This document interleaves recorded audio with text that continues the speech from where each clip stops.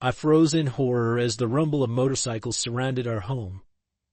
Through my car window I could see my 5-year-old son Michael sitting on our front lawn, his small body shaking with sobs as he desperately reached out for Cooper, his German Shepherd guide dog.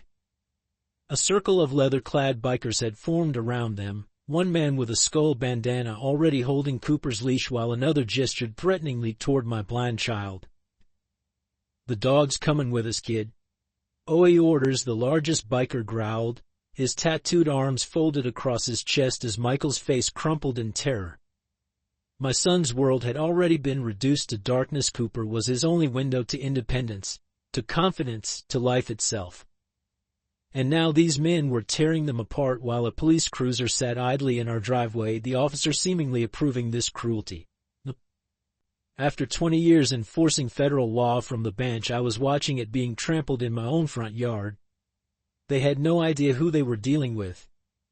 What these bikers and our power-hungry OEA president didn't realize was that they hadn't just targeted any disabled child, they had chosen the son of federal Judge Samuel Parker.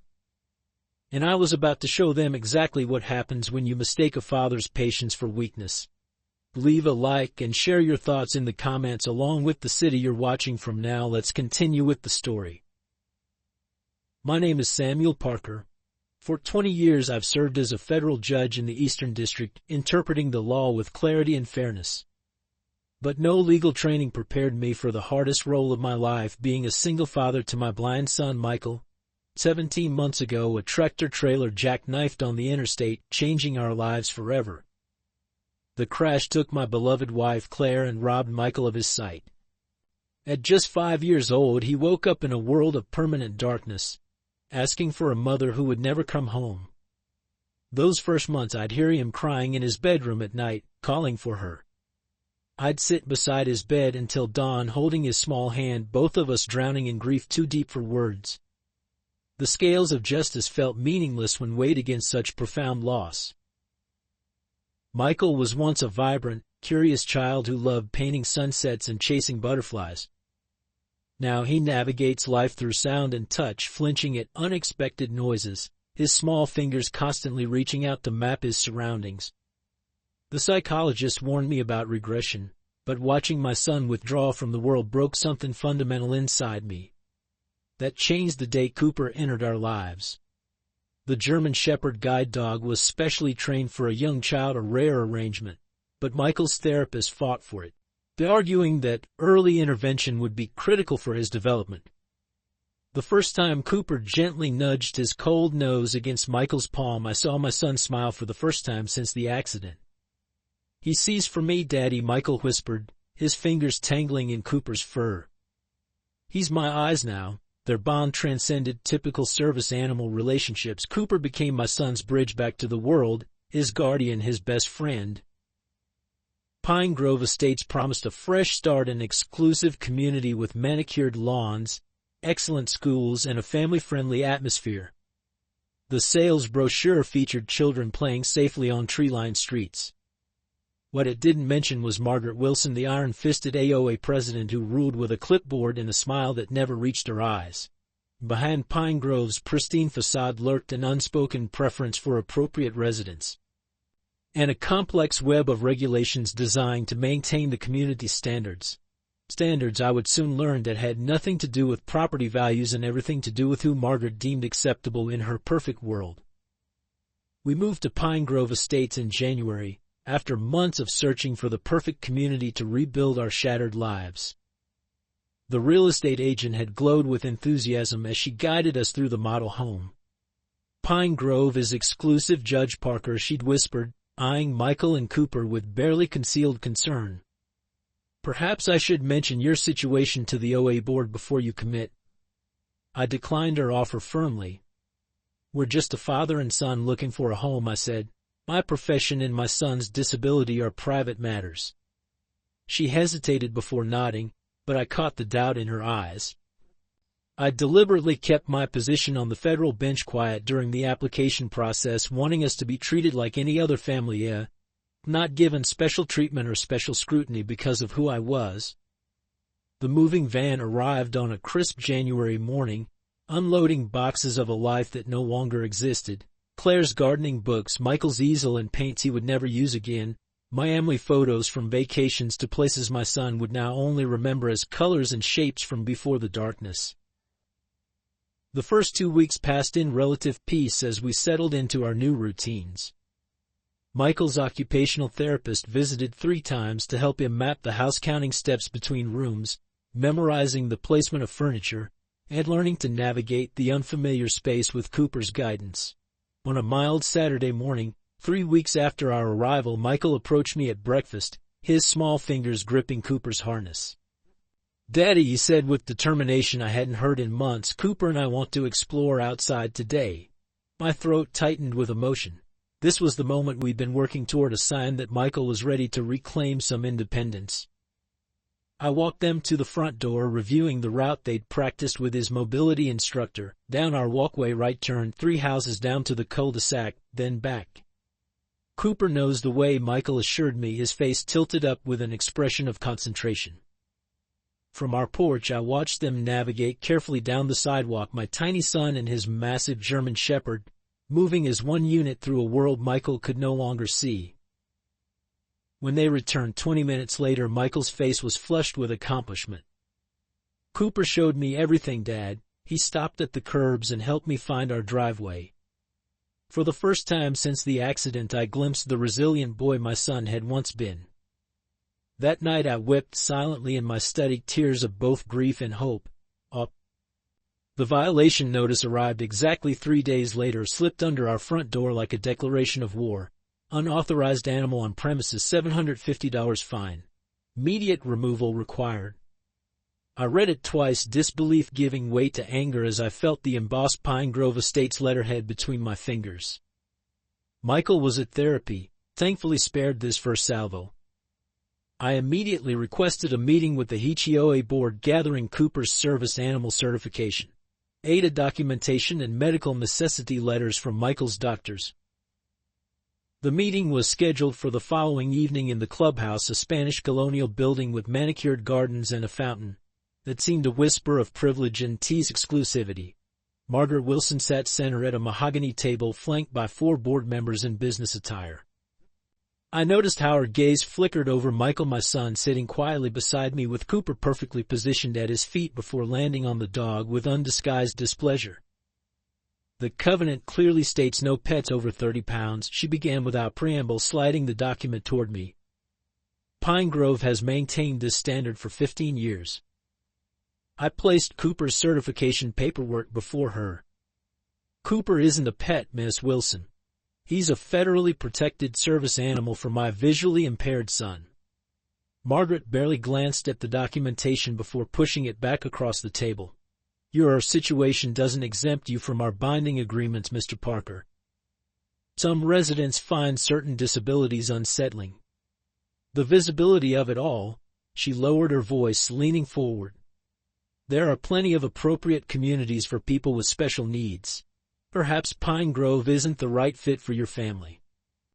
Michael's small hand tightened around mine as I maintained the calm demeanor that had served me through countless contentious court proceedings. The Americans with Disabilities Act specifically protects service animals regardless of local regulations, I stated evenly. Federal law supersedes OA covenants. "Cooper stays." As we left, Michael whispered, "Why does the lady hate Cooper, Daddy?" I couldn't tell him the truth, that Cooper wasn't the problem in Margaret's eyes. It was Michael's disability that threatened her perfect community. What followed our confrontation with Margaret was not a single act of hostility, but a carefully orchestrated campaign of intimidation. Within days, security cameras were installed throughout the neighborhood, conspicuously angled toward our property. Each time Michael and Cooper ventured outside, smartphones appeared, documenting their every move, with the transparent excuse of community safety concerns. Anonymous calls to animal control claimed Cooper had shown aggression toward children, all dismissed after inspectors found a perfectly trained service animal. But each investigation left Michael more anxious, more reluctant to leave our home.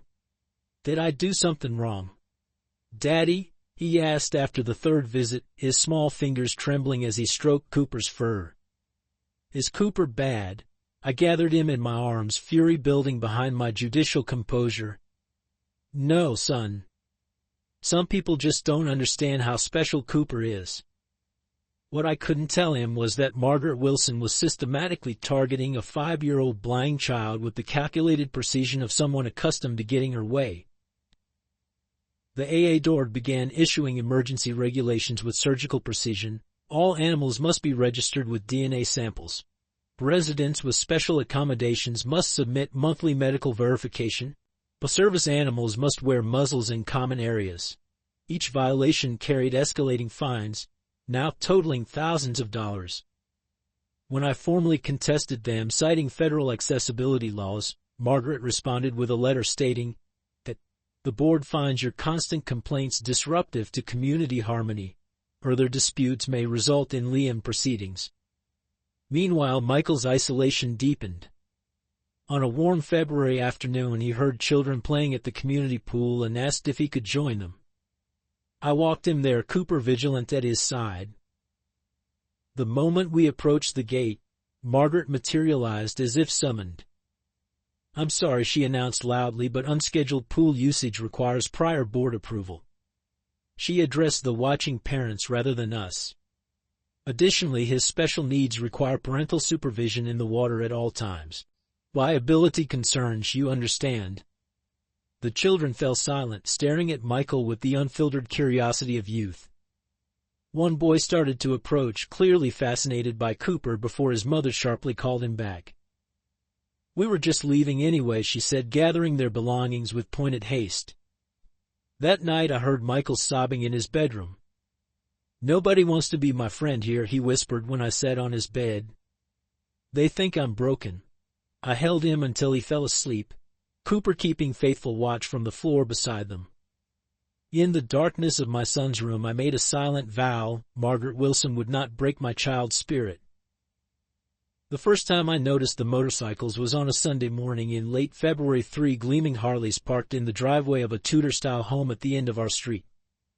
The riders stood in the front yard, a tall man with a gray beard that reached his chest, a younger man with arms completely covered in tattoos, and a woman with a leather vest emblazoned with Raven's Edge MC across the back.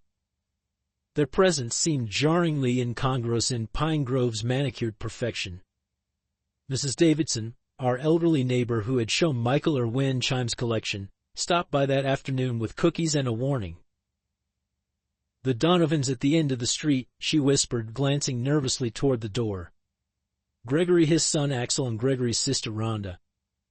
They're part of that motorcycle club, Raven's Edge. Margaret's been trying to find a way to evict them for months, but Gregory's owned that house for 20 years, before the HOA even existed."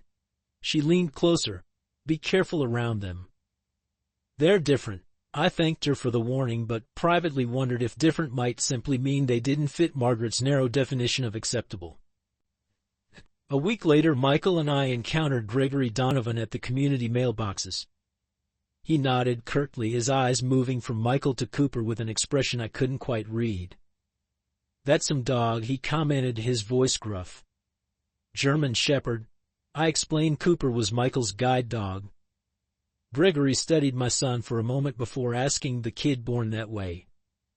I felt a flash of the defensive anger that frequently rose when strangers questioned Michael's disability. "A car accident," I answered shortly. Gregory nodded again, a shadow crossing his weathered face. "Tough break, kid," he said before walking away, his heavy boots crunching on the gravel.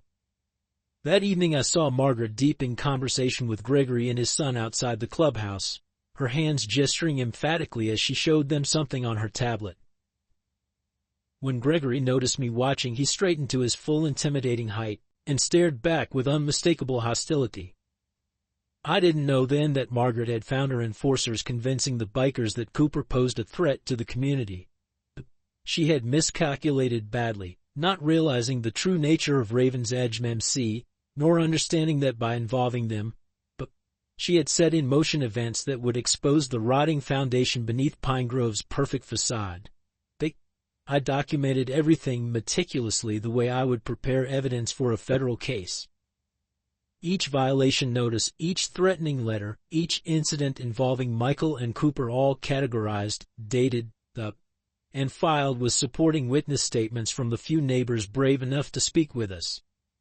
My home office became a war room, walls covered with Pine Grove Estates bylaws, federal accessibility regulations, and a growing timeline of harassment. I'd spent 2 decades analyzing the law from every angle. Now I was weaponizing that knowledge to protect my son. During the day I maintained my judicial composure, presiding over complex cases with the detached reasoning expected of the federal bench. At night I pored over civil rights precedents, building a case that could demolish Margaret Wilson's carefully constructed reign of discrimination. I recorded conversations, documented surveillance cameras targeting her home, and photographed every interaction between Margaret and the residents she deemed inappropriate. I was building a legal fortress around Michael, but I couldn't shield him from the psychological toll. The bright, curious child who had once chattered endlessly about dinosaurs and space now spoke only when necessary, his voice soft and uncertain. He stopped asking to go outside. Even Cooper's comforting presence couldn't fully restore Michael's dwindling confidence. One evening I found Michael in her backyard practicing walking without Cooper's guidance. He was bruised from multiple falls, his small face set with grim determination as he attempted to navigate using only his white cane. "Michael, what are you doing?" I asked, rushing to help him after he collided with a garden chair. His answer shattered my heart. "Learning how to be blind without Cooper," he whispered, "in case they take him away." That night I held my son as he slept, his tears still damp on my shirt collar, and allowed myself to feel the full measure of rage I'd been suppressing through legal reasoning and procedure. Margaret Wilson hadn't just violated federal law, she had made my 5-year-old son believe he needed to prepare for the loss of his best friend, his independence, his connection to the world. No legal remedy seemed sufficient punishment for that crime. The next morning I discovered Michael had been secretly hoarding food in his bedroom, dry cereal, crackers, apples, and keeping them beside Cooper's bed. "It's for when we have to run away," he explained when I found his stash. "So Cooper and I can stay together."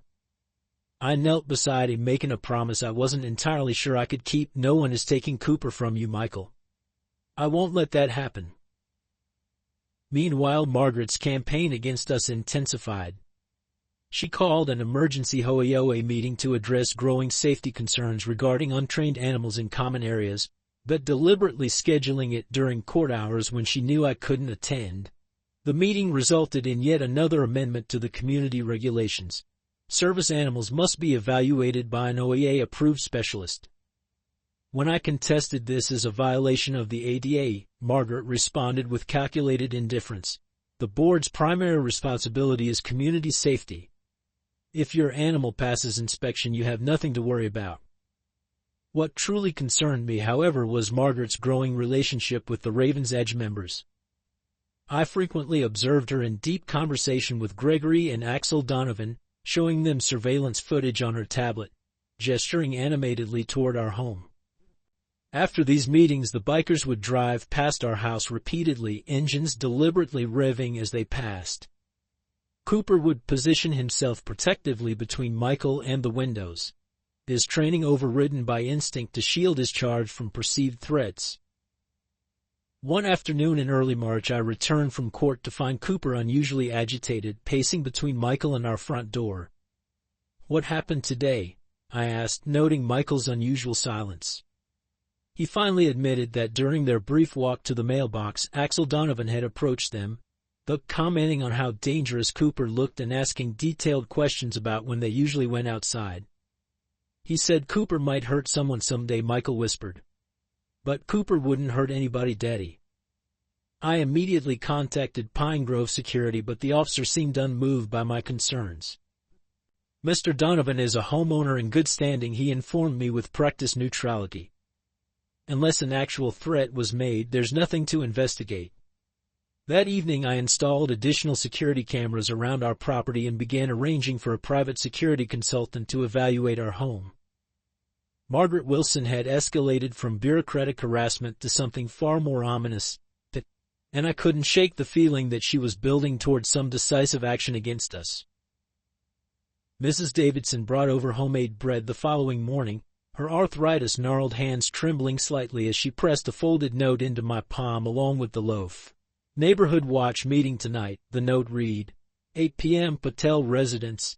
Come along, her friends. I was hesitant. It could easily be another of Margaret's traps, but desperation for allies outweighed caution. That evening I told Michael I had a brief meeting with neighbors and would be monitoring him through our home security system on my phone. The Patels lived across the neighborhood in a Mediterranean-style home fragrant with spices and adorned with colorful textiles. When Dr. Sunil Patel opened the door, I was surprised to find not just his family but 7 other Pine Grove residents gathered in his living room. Mrs. Davidson, Mr. Rivera, a Vietnam veteran who used a wheelchair, the Johnson family, whose adopted Chinese daughters had been subjected to noise complaints, the Goldsteins, whose request to install a kosher kitchen had been repeatedly denied, and most surprisingly Rhonda Donovan from Raven's Edge Macy, sitting slightly apart from the others. We've been watching what Margaret's doing to your son, Mrs. Patel said after serving chai in delicate cups. It's not the first time. One by one they shared their stories. Mr.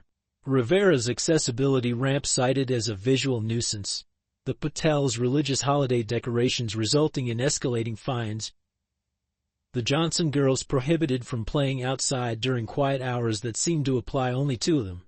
Margaret maintains what she calls community standards, Mr. Goldstein explained, but what she means is keeping Pine Grove exclusively for people who look, worship him, and live exactly as she approves. Mrs. Davidson nodded sadly. I've been here 30 years, since before Pine Grove had gates or in Hawaii. It wasn't always like this. Rhonda Donovan, who had remained silent, finally spoke. My brother and nephew don't know I'm here, she said, her voice surprisingly soft for someone in full biker regalia. Margaret's been feeding them lies about your dog attacking children in the neighborhood. She's shown them edited security footage making it look like the German Shepherd lunged at the Peterson boy last week. They believe they're protecting the community. I was stunned. That never happened, I protested. Cooper is professionally trained. He's never shown aggression. Rhonda nodded. I believe you. Margaret approached us because we've had our own battles with her. She thought we'd be eager to help her eliminate another undesirable element. Her expression hardened. My brother's got a blind spot where kids' safety is concerned. There are reasons for that I can't discuss. But Margaret's manipulating him, and I need time to make him see the truth. This clandestine group became our silent support network.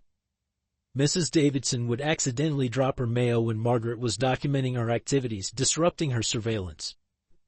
The Patels invited Michael to explore their garden of fragrant herbs and wind chimes designed for sensory experience. Mr. Rivera, a former military K-9 handler, would loudly praise Cooper's training whenever Margaret was within earshot. The Johnsons arranged coincidental play dates when Michael was in the park, allowing their daughters to experience Cooper's gentle guidance. These small kindnesses were a lifeline for my increasingly isolated son, whose world had shrunk to our home and the few neighbors who accepted him. Meanwhile, Rhonda worked to convince her brother of Margaret's manipulation, but Gregory remained suspicious. He's seen the footage, she told me during a furtive meeting at the community mailboxes. Margaret's planted the idea that you're using your son's disability as a shield to keep a dangerous animal in the neighborhood. Given our history, it's a story he's primed to believe. I asked what she meant, but Rhonda shook her head. Not my story to tell, just know she's picked her targets carefully. By mid-March, the battle lines were clearly drawn. Margaret had rallied about half the community behind her, residents who valued property values and uniformity above all else. Our small resistance remained largely underground, afraid of becoming Margaret's next targets if they supported us openly. Michael sensed the tension despite my efforts to shield him. One night as I tucked him into bed, he asked a question that haunts me still. Daddy, would it be better if Cooper and I went away? Then nobody would be fighting anymore. I gathered my son in my arms, feeling his fragile bird bones beneath my hands, and made a promise I would move heaven and earth to keep no Michael. This is our home. You and Cooper belong here just as much as anyone.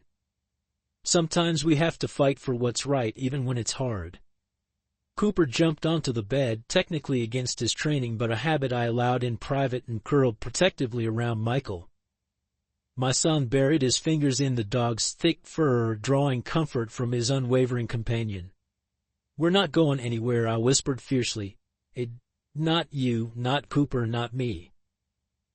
What I didn't know then was that Margaret Wilson had already set her endgame in motion. Through careful manipulation and selectively edited security footage, she had convinced Gregory Donovan and his son Axel that Cooper posed an imminent threat to neighborhood children.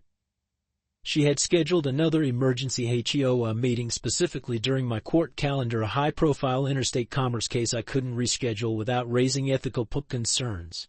Most crucially, she had filed a formal complaint with local police claiming Cooper had lunged aggressively at a child the previous day, supporting her claim with doctored footage and 3 witness statements from her most loyal supporters. The trap was set, and I had no idea I was already caught in it. The morning of the emergency meeting, I had an uneasy feeling as I prepared to leave for court. Michael was unusually quiet at breakfast, pushing his cereal around the bowl instead of eating. "Maybe I should stay home today," I suggested, but Michael shook his head. "We're okay, Daddy. Mrs. Davidson is coming over to show me her new wind chimes." I hesitated, then called Mrs. Davidson to confirm she was indeed planning to visit. Somewhat reassured, I knelt beside Michael. "You call me immediately if anything happens, okay? I can be home in 15 minutes. Michael nodded solemnly, his fingers tightening in Cooper's fur. "Cooper will protect me," he said with the simple faith of a child who trusted his companion completely. I couldn't know those innocent words would soon be turned against us. As I left for court, I noticed unusual activity on our street, several unfamiliar cars parked near our house, and Margaret Wilson standing in her driveway speaking intensely with Officer Bryant from the community security team. More concerning, Gregory and Axel Donovan's motorcycles were parked across from our home, their owners nowhere in sight. A sense of foreboding settled over me, but I was due in court in 30 minutes for a case that had been on the docket for months. I called Rhonda Donovan from my car. "Something's happening," I said without preamble. "Your brother and nephew are at my house. Margaret's there too." Rhonda's intake of breath was audible. "I'll head over now," she promised.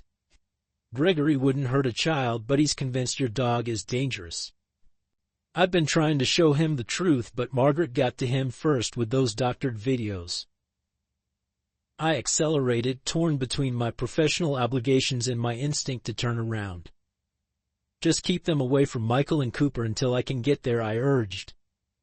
"I'll adjourn court as soon as possible." The call ended as I pulled into the courthouse parking garage, duty warring with paternal instinct. I made a decision I would soon bitterly regret. I continued into the courthouse, trusting our support network and the law to protect my son for the few hours I would be unavailable. I couldn't have known that Margaret Wilson had orchestrated this precise scenario, ensuring I would be absent when she made her final move against us. As I took my place on the bench, maintaining the impartial demeanor expected of a federal judge, the mechanism of her plan was already in motion, aimed at the heart of my vulnerable child and the faithful companion who was his connection to the world. I was 90 minutes into hearing arguments on a complex interstate commerce dispute when my clerk rushed into the courtroom, her face pale with urgency. She slipped a note onto my bench. "Emergency," Michael called. "OA confrontation at your home. Police present." A cold wave of dread washed through me, but 20 years of judicial discipline kept my expression neutral as I called a 30-minute recess. In my chambers, I immediately called Michael. His terrified voice shattered my professional composure. "Daddy, they're here. Margaret and the motorcycle men and police. They say Cooper attacked someone and they have to take him away. I don't know what to do." I could hear the commotion in the background, multiple voices, Cooper's confused whining, and Margaret's strident accusations cutting through it all.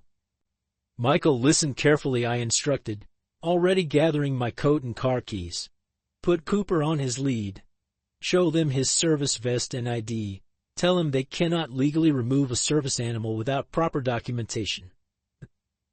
I'll be there in 15 minutes. I ended the call and dialed Rhonda Donovan next. "What's happening?" I demanded when she answered. "Margaret called an emergency community safety meeting," she explained rapidly. She showed footage of Cooper lunging at the Peterson boy yesterday. "Greg and Axel believe Cooper's a genuine threat now. They're there with Officer Bryant to remove the dog. I'm trying to get there, but I'm stuck in traffic."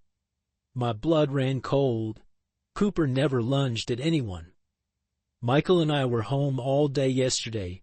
Rhonda's voice was grim. Margaret doctored security footage. "By the time I discovered what she'd done, Greg had already called the police.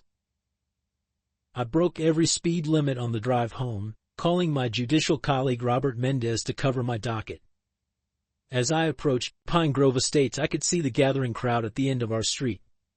My judicial restraint evaporated at the sight that greeted me. Michael sitting on our front lawn, tears streaming down his face as he reached blindly into empty air, his white cane thrown carelessly aside.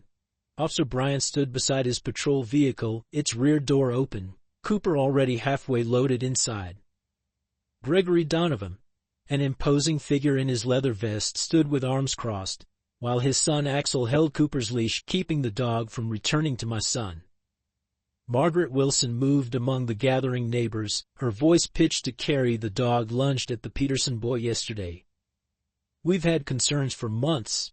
Just because the child is blind doesn't mean we should risk community safety."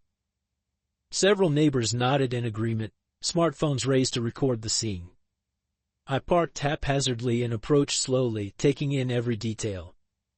I needed witnesses to see exactly how far they would go before I revealed my hand. "Officer," I said calmly, though rage pounded in my temples, "may I ask what's happening here?" Bryant, a man in his late 40s with a stiff posture, cleared his throat uncomfortably. "We've received reports of an aggressive animal." "I'm just following protocol." Margaret stepped forward, her perfectly manicured hand gesturing toward Cooper, who sat perfectly behaved despite the chaos. "You were warned, Mr. Parker," she said, satisfaction evident in her voice. "Rules exist for everyone's protection. We have video evidence of your dog threatening a child yesterday." I looked at my son, still reaching blindly for his guide dog, his entire world being torn away by neighborhood prejudice disguised as policy. "Michael," I asked quietly, "did Cooper hurt anyone yesterday?" My son's tear-streaked face turned toward my voice. "No, Daddy. We stayed inside all day because it was raining. Cooper never hurts anybody." Officer Bryant shifted his weight, uncertainty crossing his features. "Mrs. Wilson provided video evidence," Margaret interrupted, her voice sharp. "The child is clearly emotional and an unreliable witness. We have 3 adult testimonies and security footage." Gregory Donovan stepped forward, his weathered face set in grim lines. "Look, I got nothing against the kid, but a dog that attacks children needs to be removed. I've seen the footage myself." Axel Donovan tightened his grip on Cooper's leash as the German shepherd strained toward Michael, sensing his distress. "Dad," Michael sobbed, his small hands grasping empty air, "please don't let them take Cooper. I can't see without him." The raw desperation in my son's voice broke something fundamental inside me. Mrs. Davidson pushed through the crowd, her elderly frame trembling with indignation. "This is outrageous," she declared. "I was with Michael and Cooper all day yesterday.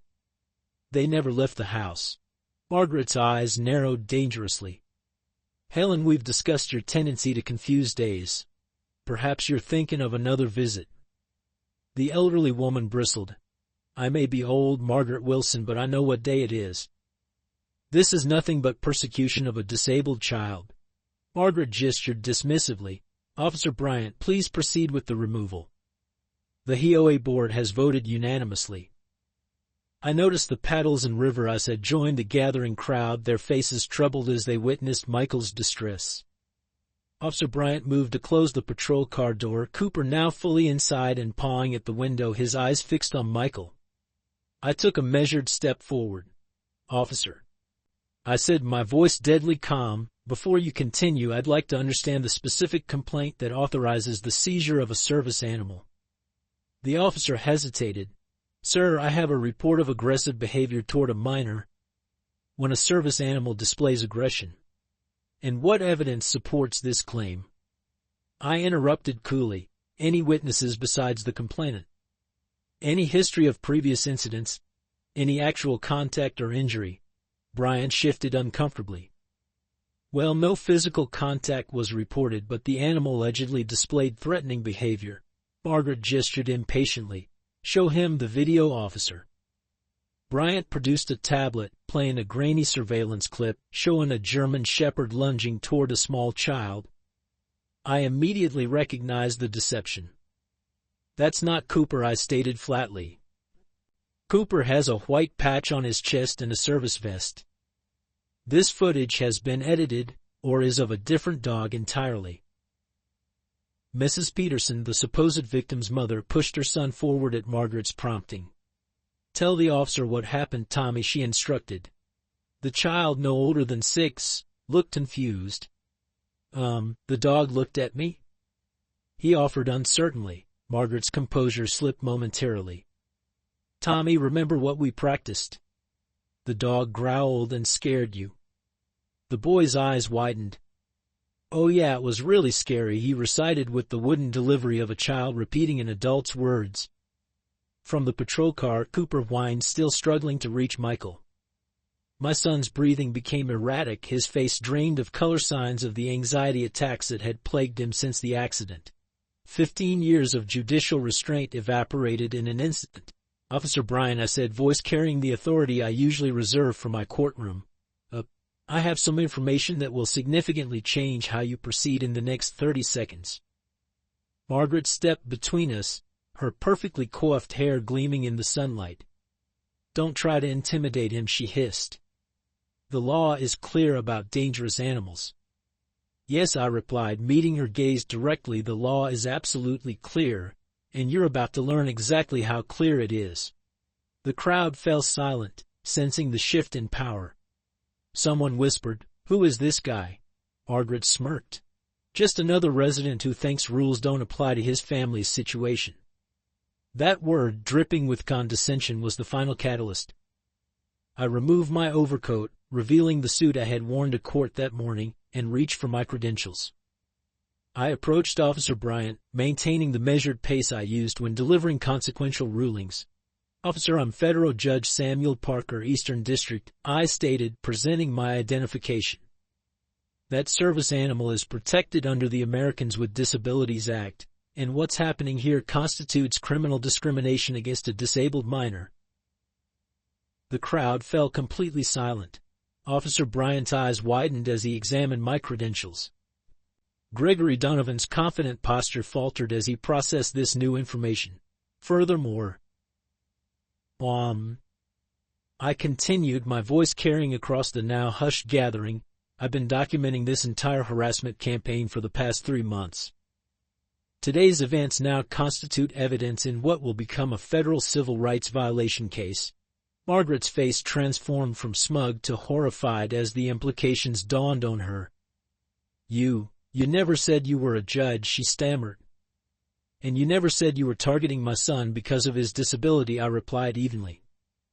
Yet here we are. I turned to address the neighbors, many still recording with their smartphones. For those documenting this incident, I encourage you to continue. You're witnessing multiple federal violations, including conspiracy to violate civil rights, discrimination under the ADA, and harassment of a protected individual. Officer Bryan immediately stepped back from his vehicle. Judge Parker, I was informed this was an unlicensed aggressive animal. Had I known, I understand you were misled. I interrupted, but I'm curious why standard procedure for verifying service animal status wasn't followed before attempting removal. Bryant paled visibly. Sir, I deeply apologize. This should never have happened. He quickly moved to release Cooper, who bolted directly to Michael, pressing against him as my son wrapped his arms around his guide dog, relief washing over his tear-streaked face. The Donovan men exchanged troubled glances, their certainty visibly crumbling. Margaret showed us video of the dog attacking a kid, Axel said slowly. Said you were using your son's disability as cover to keep a dangerous animal in the neighborhood. Gregory's weathered face darkened as he turned toward Margaret. "You edited that footage. Used us to go after a blind kid's service dog?" Before Margaret could respond, Rhonda Donovan pushed through the crowd, breathless from running. "It's worse than that, Greg," she said, holding up her phone. "Look at the metadata on the video she showed you.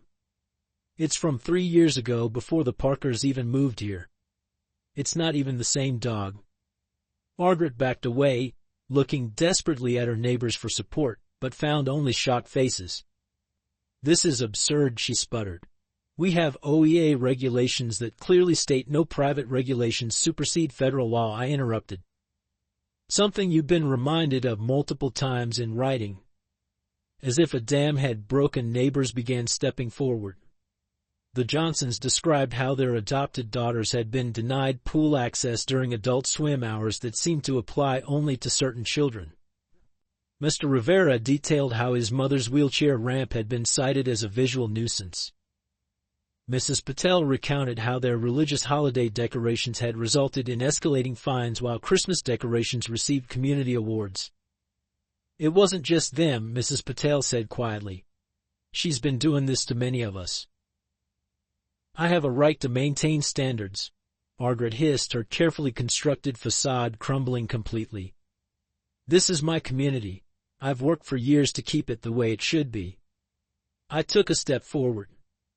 "Your vendetta," I said evenly, "just triggered a federal investigation into this entire hate bait. Everyone involved will be subpoenaed. I suggest you contact legal counsel immediately." Officer Bryant straightened his uniform, his training kicking in now that he understood the situation. "Sir, I'm releasing the service animal back to your son immediately. I'll need to file a corrected report documenting what's occurred here." He turned to Margaret. Falsifying reports to law enforcement is a serious offense. We'll need to take your statement at the station." Margaret opened her mouth to protest, but before she could speak, her phone buzzed repeatedly, her board members realizing their liability were calling en masse. The power Margaret had wielded so ruthlessly for years was evaporating in minutes. What happened next surprised everyone. Gregory Donovan walked over to where Michael sat embracing Cooper and knelt down to their level. "Kid," he said, his gruff voice gentler than I'd heard before, "I owe you an apology. Nobody should try to take away something you need to navigate the world." He glanced up at me. "Judge, I was led to believe your dog was dangerous. I have personal reasons for taking threats to children seriously. But I was wrong about your boy and his dog." Michael turned his face toward Gregory's voice. "Cooper would never hurt anybody," he said with the simple certainty of a child. "He's my eyes." Gregory nodded solemnly. "I see that now. And nobody's going to mess with either of you again." He stood towering to his full intimidating height and addressed the crowd.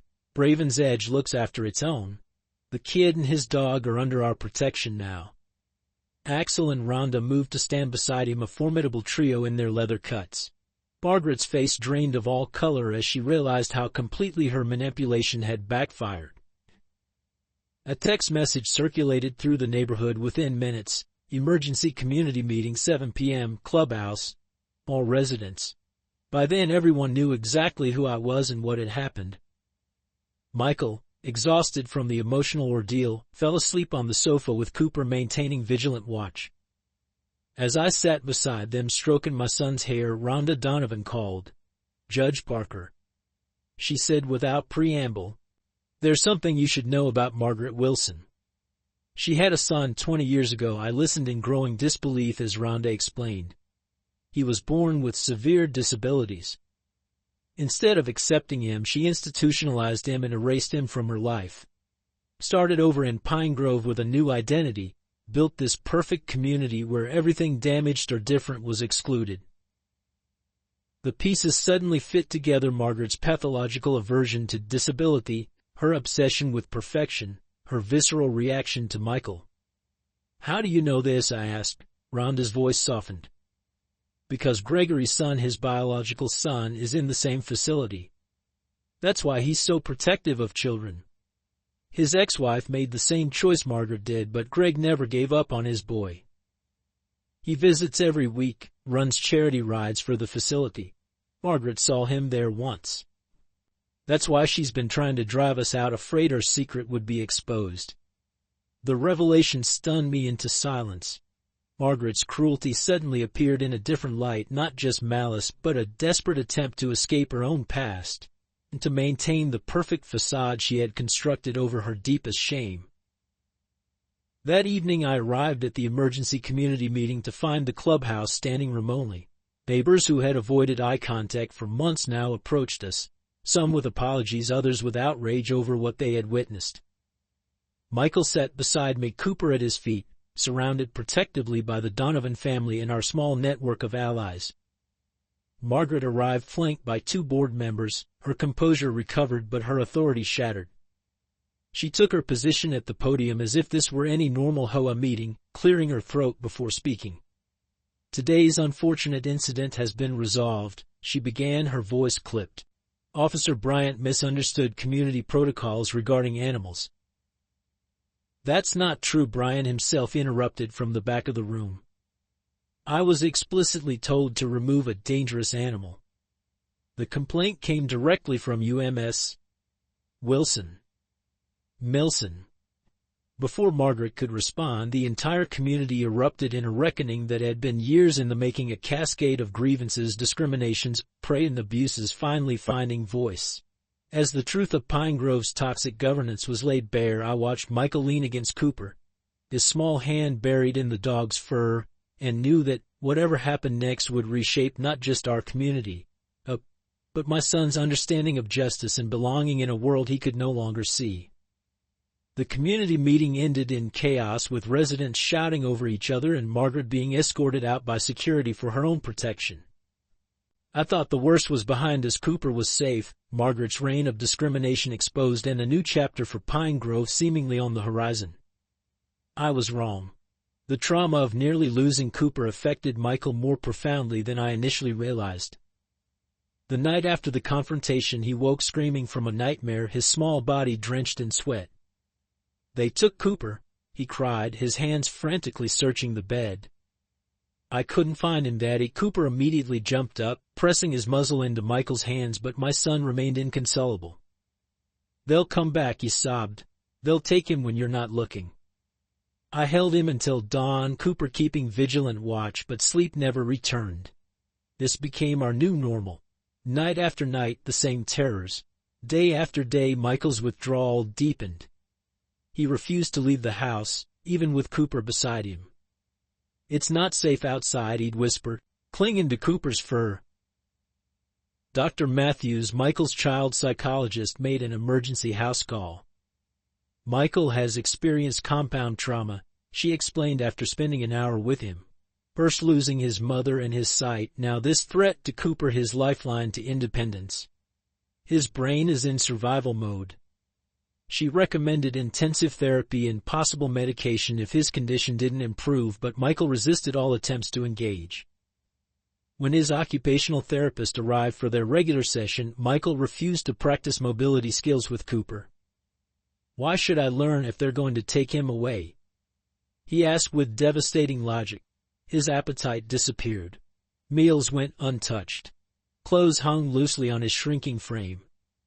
Cooper, sensing Michael's distress, rarely left his side, often refusing his own food, unless Michael ate first.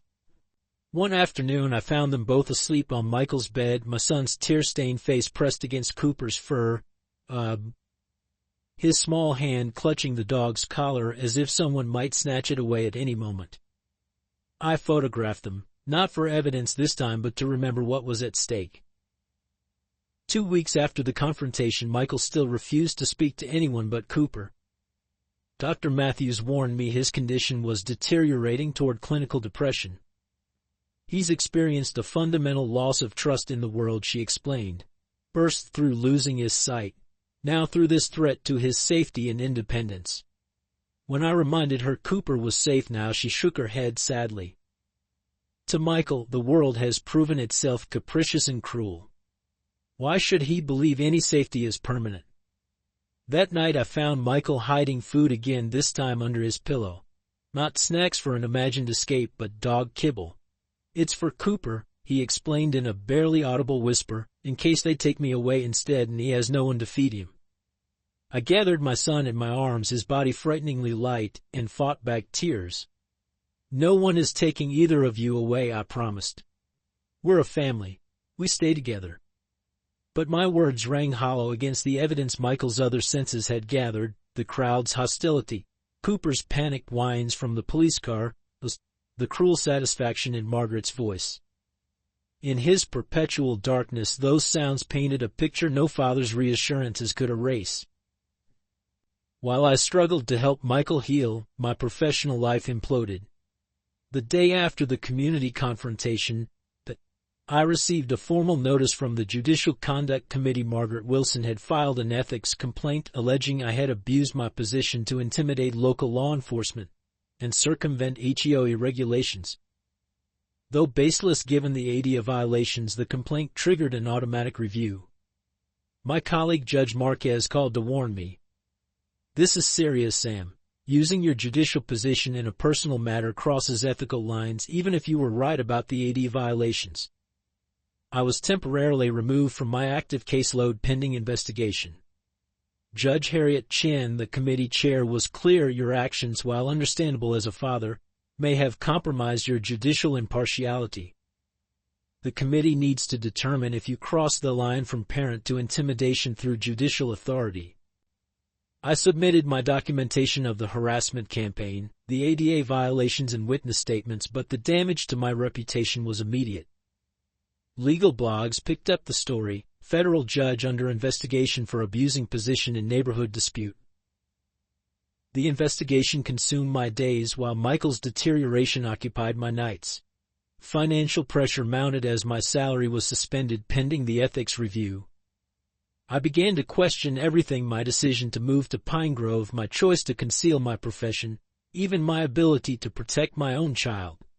One evening, as I sat reviewing affidavits for my defense, Mrs. Davidson stopped by with a casserole. "You haven't been eating either," she observed, taking in my disheveled appearance. "The boy needs his father strong." She sat across from me, her arthritic hands folded in her lap. "You know, Margaret's filed complaints against half the people who spoke up at that meeting. Violation notices are flying like confetti. She's fighting back hard." I rubbed my temples, trying to ease the constant pressure. I thought exposing her would end this. Mrs. Davidson chuckled without humor. "Tyrants don't surrender power willingly, Samuel. They double down." Before leaving, she pressed a sealed envelope into my hand. "The neighborhood took up a collection. It's not much, but it might help with Michael's therapy costs." I opened it after she left $3,000 in cash and a card signed by 24 residents. I wept for the first time since Claire's funeral. The community itself fractured along increasingly hostile lines. Margaret's supporters, roughly 40% of Pine Grove residents, launched a counter-offensive. Cars driving past our house slowed ominously. Anonymous notes appeared in our mailbox: "Special needs belong in special places and judges should be impartial, not emotional." The Johnsons' lawn was vandalized with spray-painted slurs about their adopted Chinese daughters. Mr. Rivera found his wheelchair ramp deliberately blocked by mistakenly delivered construction materials. The Patels awoke to find their religious statue shattered on their doorstep. Each incident was reported to community security, and each was dismissed as no evidence of intentional wrongdoing. Officer Bryant, who had apologized to us, was reassigned to another district. His replacement, Officer Mercer, made it clear where his sympathies lay. "Some folks just don't understand the importance of community standards," he remarked while taking my report of the threatening notes. "Not everyone is cut out for Pine Grove living." Most disturbing were the new rumors circulating about Cooper. Despite documentation proving his professional training, whispers spread that he had been grandfathered into service animal status without proper certification.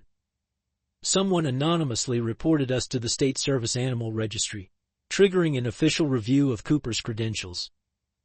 The Raven's Edge members became our unexpected guardians during this period. Gregory Donovan organized rotating patrols past our house, leather-clad bikers appearing at random intervals throughout the day and night. Rhonda Donovan installed security cameras on their property that happened to capture a view of our street. When Michael finally ventured into the backyard one afternoon, his first time outside in weeks, Axel casually appeared to fix something on his motorcycle parked along the adjoining bay fence.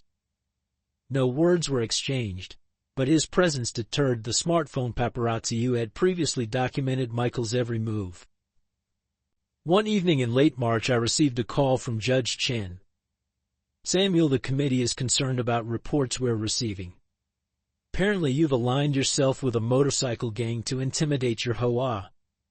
I explained the Donovan's protective rather than threatening presence, but Judge Chen remained skeptical. "The optics are terrible, Samuel. A federal judge appearing to employ criminal elements as enforcers? Margaret Wilson's attorney is having a field day with this." I bristled at the characterization. "The Donovans aren't criminals. They run a legitimate motorcycle club that raises funds for disabled children." Judge Chen sighed. "Samuel, I'm trying to help you. The committee is split.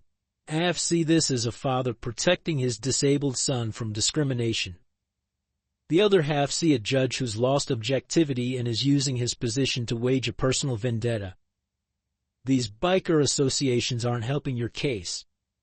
After the call, I sat in my dark and studied, the weight of impossible choices crushing me. Should I ask the Donovans to stay away, removing Michael's only sense of security outside our home? Should I surrender my professional ethics defense to save my career? Was Pine Grove worth this battle, or should we simply move again, disrupting Michael's fragile stability? Those questions haunted me as I checked on Michael that night. He had finally fallen asleep, one hand buried in Cooper's fur, the other clutching a framed photo of Claire. In sleep, his face relaxed from the constant anxiety that aged him beyond his years.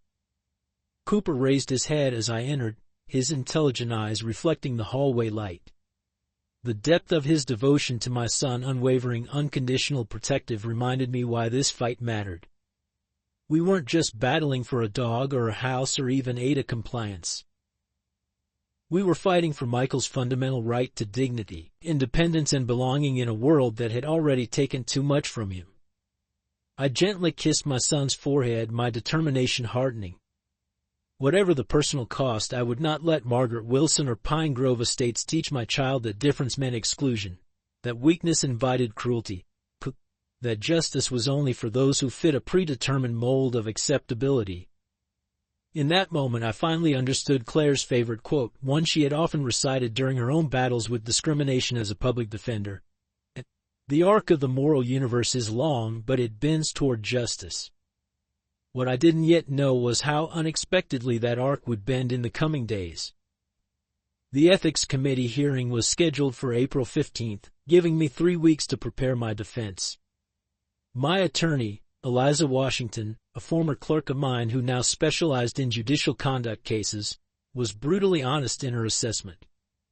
"The committee is divided, Samuel. Your documentation of ADA violations is compelling, but using your judicial position during a personal confrontation crosses an ethical line."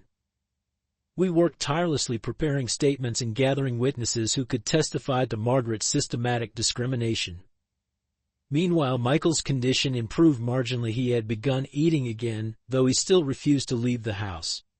Cooper remained his constant companion, their bond seemingly strengthened by the trauma they had shared. The first unexpected turn occurred on a rainy Tuesday afternoon. I was reviewing witness statements when the doorbell rang. I opened it to find Gregory Donovan standing on my porch, rainwater dripping from his leather jacket.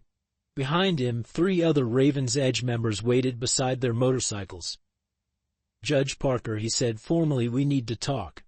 I invited them in, somewhat apprehensive about what had prompted this delegation. Gregory declined to sit, instead standing awkwardly in my living room, his weathered hands turning his helmet repeatedly. "We've been looking into Margaret Wilson," he began abruptly. "After what happened with your boy, something didn't add up." He nodded to a woman I hadn't met before, introduced as their club secretary, Patricia. She opened a folder containing photocopied documents. "We have contacts at various state agencies," Gregory continued, noticing my questioning look. "But nothing illegal, just people who owe us favors." Patricia laid out their findings methodically. Margaret Wilson wasn't actually Margaret Wilson. Her real name was Ellen Margaret Prescott. 20 years ago she had given birth to a severely disabled son, whom she had institutionalized immediately. 3 months later she filed for legal name change, moved across the country, and created an entirely new identity. The documents included her name change petition, which cited personal safety concerns as the reason, and admission papers for her son at Lakeview Residential Facility. "She abandoned her boy," Gregory said, his voice thick with barely controlled emotion. "Changed her name and pretended he never existed. All because he wasn't perfect." I was stunned. This explained Margaret's pathological aversion to disability, her obsessive need for control and perfection. Gregory wasn't finished. "There's more. We found out her son died 8 years ago. She never visited, not once. The facility tried to contact her for funeral arrangements, but she'd left no forwarding information." He ran a hand through his gray beard. "What kind of person erases their own child just because he's disabled?"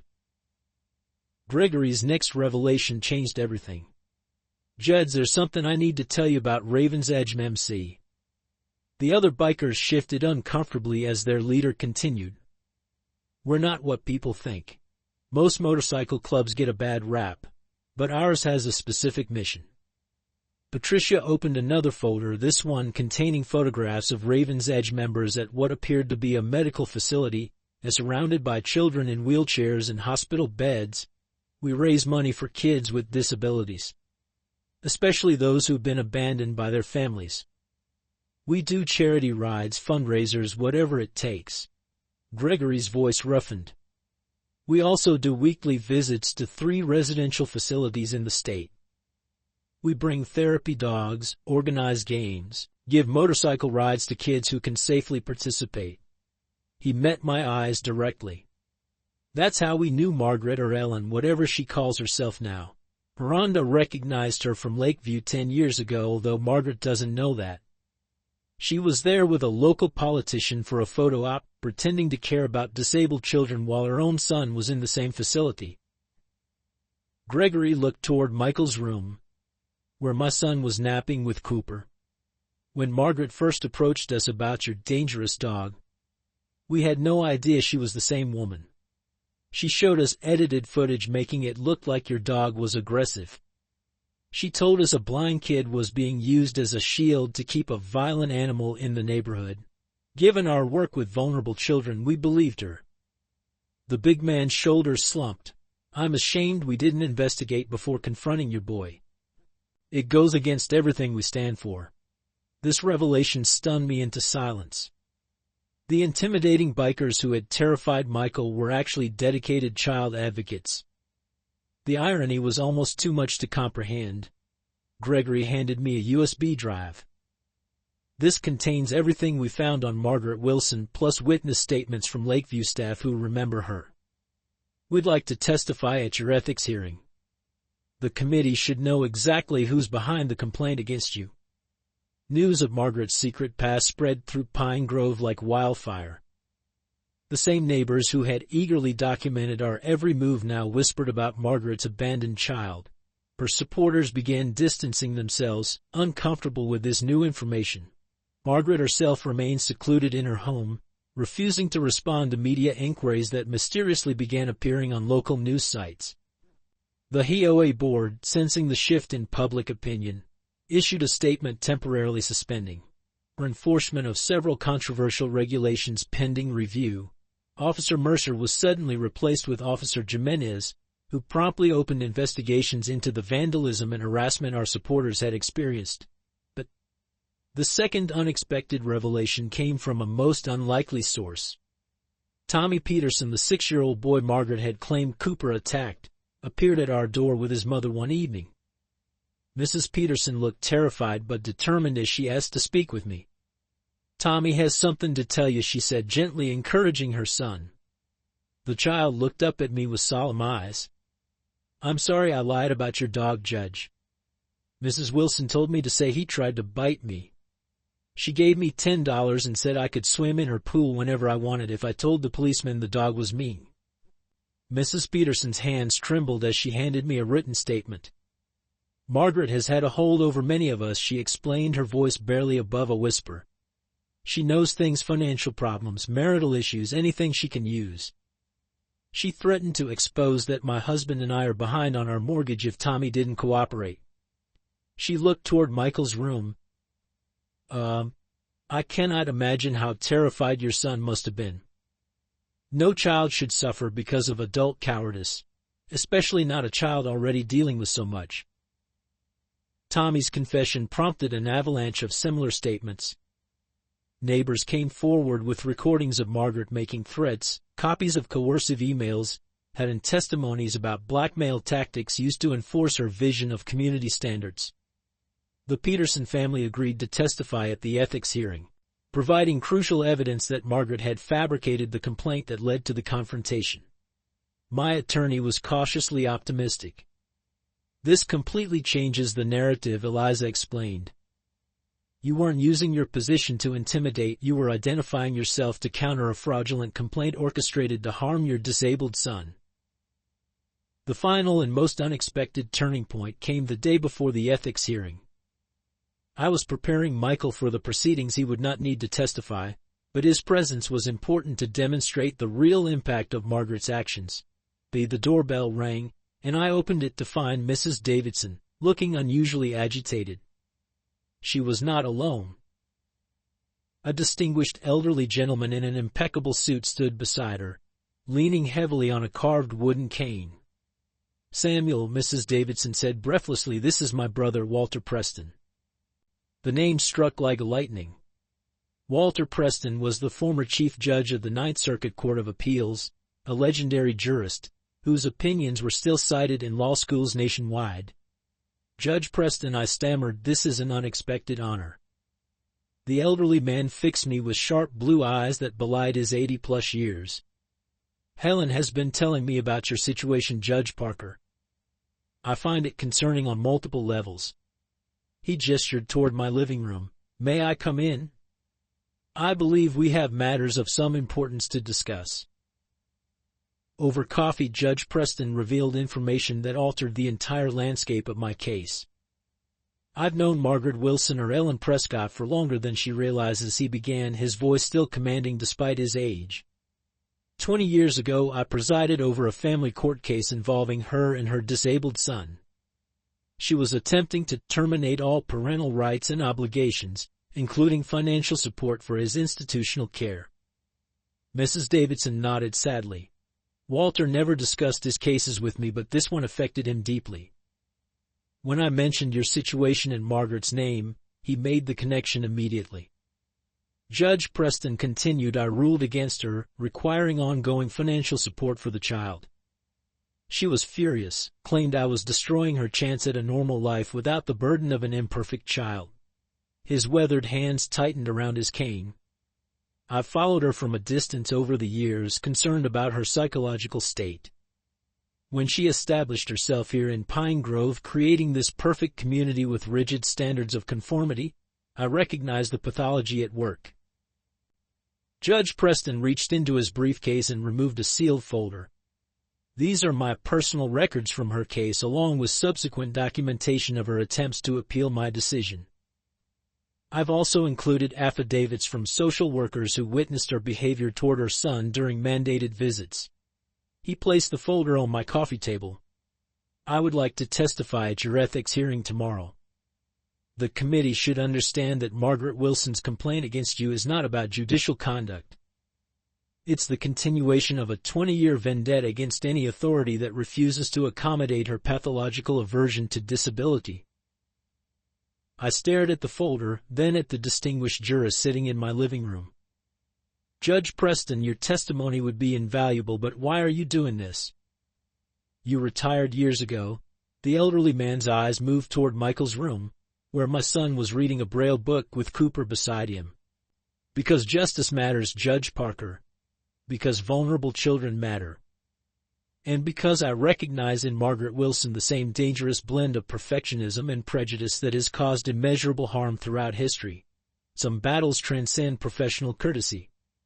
Mrs. Davidson squeezed her brother's hand, pride evident in her expression. Walter has never stopped fighting for what's right, even in retirement. Especially in retirement. As Judge Preston prepared to leave, Michael emerged from his room, Cooper guiding him carefully through the unfamiliar arrangement of visitors. Judge Preston stood as Michael approached, a formal courtesy despite the fact that my son couldn't see it. "Hello," Michael said hesitantly, sensing the stranger's presence. "I'm Michael Parker." The elderly judge smiled warmly. "Hello, Michael. I'm Judge Walter Preston, an old colleague of your father's." Michael tilted his head, processing this information. "Are you helping my dad with the people who tried to take Cooper?" Judge Preston knelt carefully to Michael's level, his arthritic joints protesting audibly. "Yes, young man, that's exactly what I'm doing. Cooper is a very fine dog, and no one should have tried to separate you." Michael considered this, then asked with the direct simplicity of childhood, "Were you a good judge like my dad?" Walter Preston laughed, a rich sound that seemed to lighten the room. "I tried to be, Michael, and your father is one of the finest judges I know because he understands that true justice requires both wisdom and compassion." He reached out slowly, telegraphing his movement, and when Michael didn't flinch, gently patted the boy's shoulder. "You and Cooper will be just fine, I promise." For the first time in weeks I saw my son smile, a smile, tentative expression, but unmistakably real.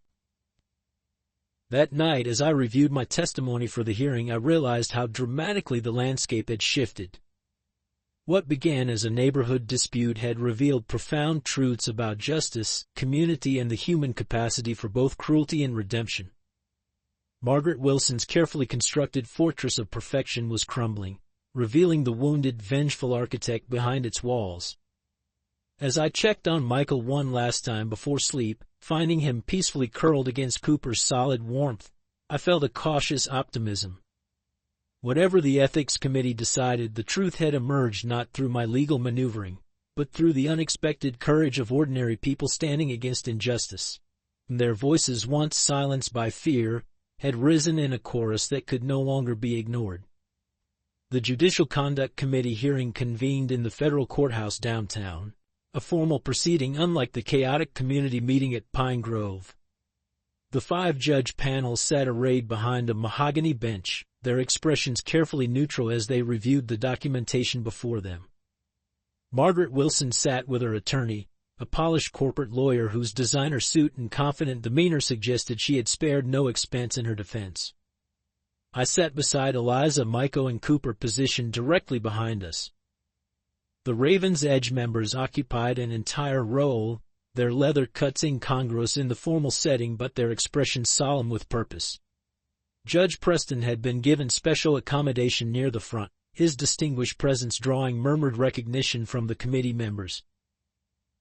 As the proceedings began, the committee chair outlined the complaint against me that I had improperly invoked my judicial authority in a personal matter and potentially abusing my position to intimidate local law enforcement and circumvent legitimate community regulations. Margaret's attorney presented a carefully crafted narrative of a resident who simply wanted to enforce safety regulations, only to be threatened by a federal judge who believed himself above local governance. When my turn came, Eliza presented our evidence methodically: the documented pattern of discrimination, the falsified complaint about Cooper, the testimonies from neighbors who had experienced similar treatment. Gregory Donovan's testimony about Margaret's abandoned son caused a visible stir among the committee members, while Judge Preston's account of her earlier legal battles provided crucial context about her motivations. The turning point came during Margaret's cross-examination. When confronted with evidence of her fabricated complaint and false identity, she became increasingly defensive, her carefully maintained facade cracking under pressure. "You don't understand what it's like," she finally burst out, her composure shattering completely. "Living with the constant reminder of imperfection, the stares, the pity, the limitations. I built Pine Grove to be perfect because nothing in my life ever was. Her attorney attempted to call a recess, but Margaret was beyond restraint. That blind boy and his dog threatened everything. I'd worked for a community where everything damaged or different stays outside where it belongs. The admission of discriminatory intent echoed through the suddenly silent courtroom.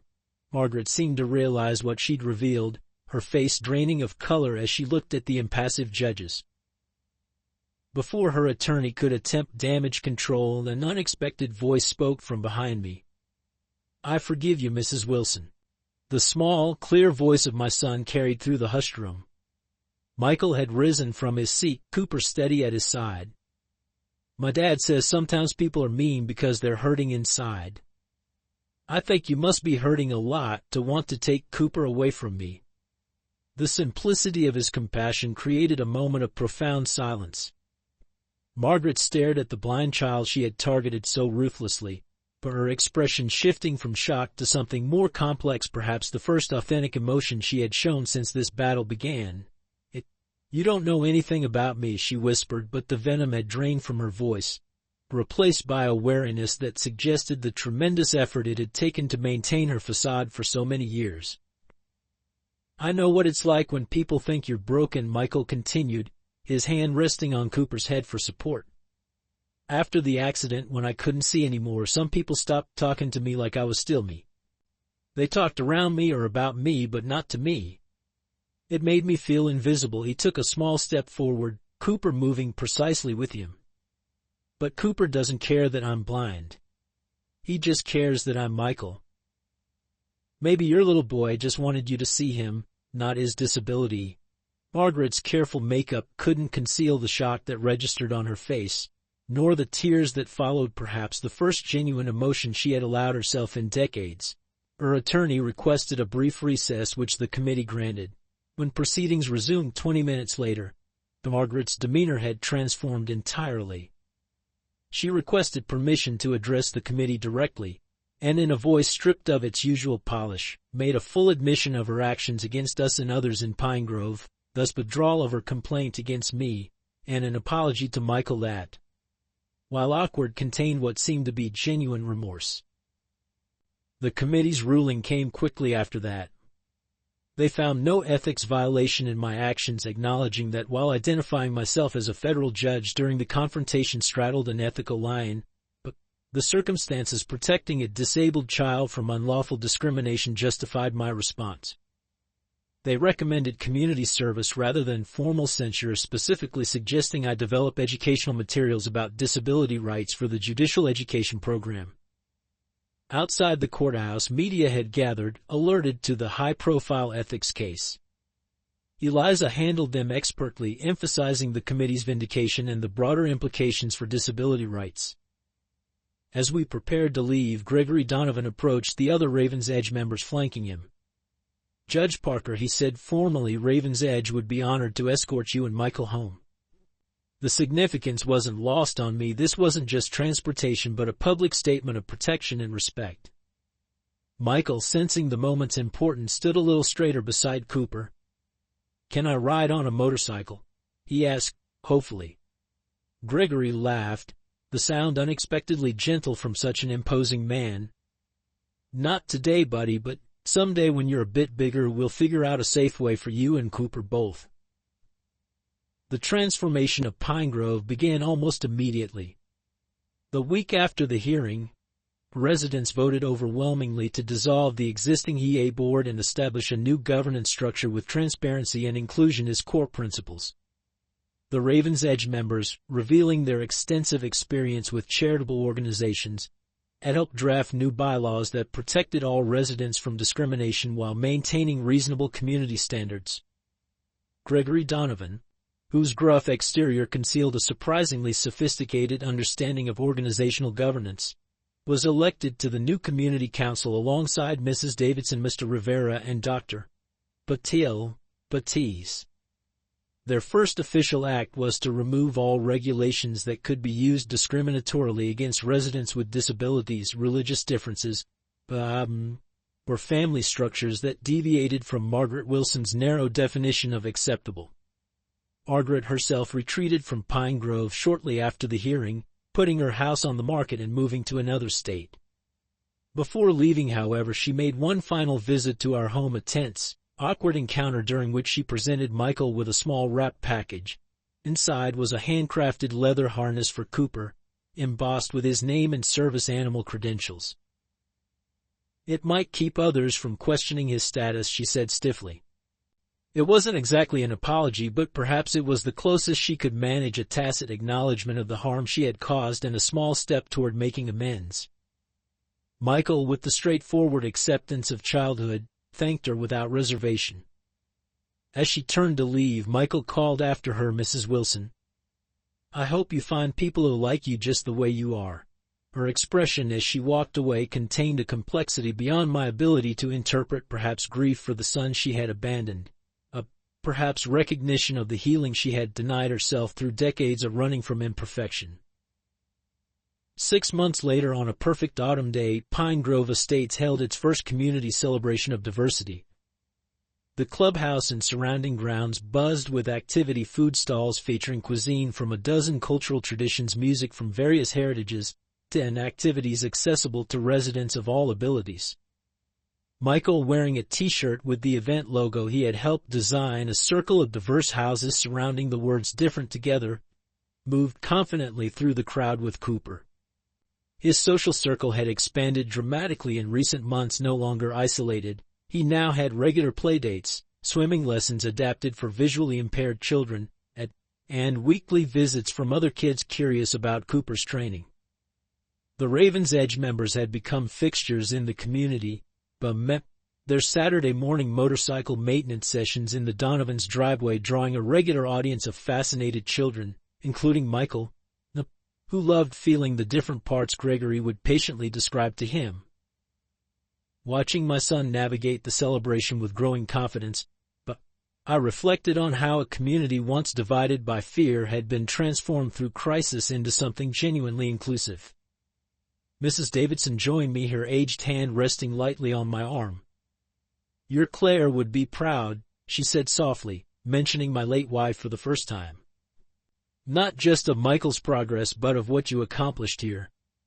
I shook my head. "I didn't do this.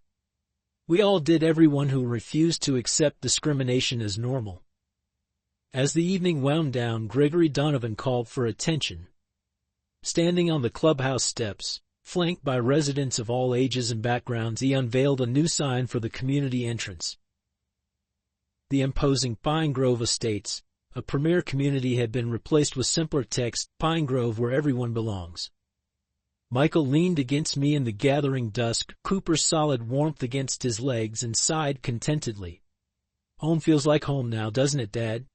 In that moment, watching my son's face turn toward a sunset he couldn't see but could feel on his skin, I understood that true justice isn't just about interpreting laws from a bench. It's about creating communities where belonging isn't conditional, where difference isn't merely tolerated but valued, where a blind boy and his guide dog could teach an entire neighborhood how to truly see. In the twilight of our years, we recognize what truly matters. Bikers to seize a little boy's guide dog reminds us that communities are built not by rules and regulations, but by understanding and compassion. Like Michael, many of us face unexpected darkness, whether through illness, loss, or isolation. And like Cooper, we all need guidance to navigate unfamiliar paths. This story speaks to our generation who witnessed civil rights movements and fought for inclusion. We know that justice isn't just courtroom proceedings, it's standing up when the vulnerable are targeted. It's recognizing that behind rigid perfectionism often lies unhealed wounds. As we consider our legacies, let's remember Judge Parker's example, using our lifetime of experience and authority not to intimidate but to protect. Let's be like Mrs. Davidson's steady witnesses to truth. And sometimes let's find the courage of Michael, who offered forgiveness when vengeance seemed justified. Our communities need our wisdom now more than ever. Because in the end, a neighborhood isn't defined by property values but by its capacity for kindness, especially toward those who navigate the world differently. I hope you enjoyed today's story. Subscribe to the channel so you don't miss more stories like this. Leave a like and comment below what you thought of the story. See you in the next video.